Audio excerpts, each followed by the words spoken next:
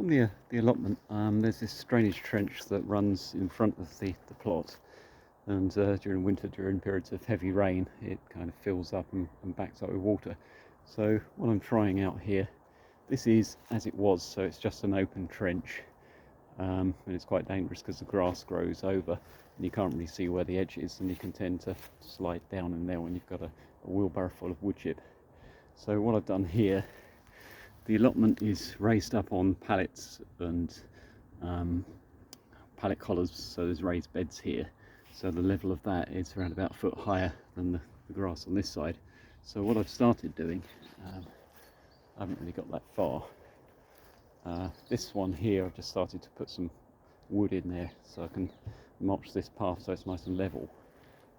This one here, there's a piece of that waste pipe under it, 6 or 8 inch diameter waste pipe, and then I've made like a little retaining wall with bricks. So I wanted to keep that open so you can actually still keep it clear in case it blocks up. So if it's really wet, then the water will sort of run through there. But what I wanted to do is, so that's not a continuous pipe that will tend to block and you won't be able to maintain it because it'll be buried, I wanted to run that into sort of 6 foot spans, and then keep a little sort of sump area which is open. I was going to have organic matter in there that's going to tend to wick up that water so as it runs through, and especially when it's over a number of days when it's just a small amount of water, I wanted to have a volume of organic matter that can soak up some of that water. So what I've done here, there's logs, you've got the plastic pipe running through, that's about a foot deep, then there's logs over the top to retain it, then branches, then cardboard, and then wood chip.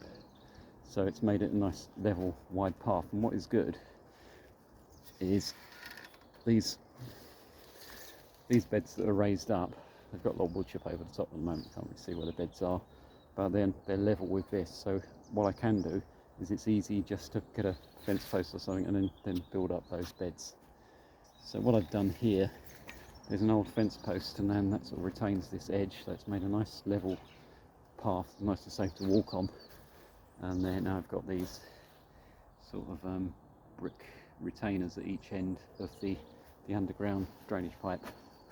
And what I've done here, that's one of the trays from my wormery, just with green manure, and I thought what would be quite nice is put those on the ends, and then if you're walking down here in the dark, you're not going to mistake where the edge of the path is, because you can see that sort of defines that edge. But I haven't started doing this, so I've just put these containers in here. But what I thought I'd do is use my self-watering containers, bury those down below the level of the pipe, so when it rains they fill up with water. Excess water should eventually drain off down the pipe, but what I'll do here is then I'll have these grow buckets nestled in there. So what that does is it keeps it free, so you can actually rod through those drainage pipes in case they block up. So you can maybe do that once a year in the autumn. And then what I thought this would do is it makes a nice sort of infill for that where it drops down there, and then you're taking advantage of the standing water that will top up those containers, and then these plants will use that moisture and circulate that moisture around. And what I thought I might do is have some wicking fabric going down there and into the surrounding beds as well. So that's my thoughts so far. So I thought it'd be good things like mint, and then green manures, and then kale and stuff like that. So that's my thinking. But I think already it's quite nice, because this is nice and flat and level, and it's nice and safe, so you're not going to fall or slide down into that trench. And the other thing as well, it gives you a wider path, so if you've got a wheelbarrow, if there's 2 wheelbarrows, it gives you somewhere to pass as well. And then I can mulch that, keep it nice and weed free. So that's what I've done so far. This has just got nettles in there, and I've got to raise the level of that bridge so it's level with the path, and then I might do the same thing with the wicking containers there. So it's a nice wide path now, and it looks a bit more cared for. And then as you can see, the other bit coming down here, then that's just all the black plastic which I started digging out from the other bit. But where I've got these fence posts here. I have the fence posts set into the trench, and then they're already got sort of be level. So that's what I've done so far, and I think it looks quite nice. Yeah, so just a little update this time.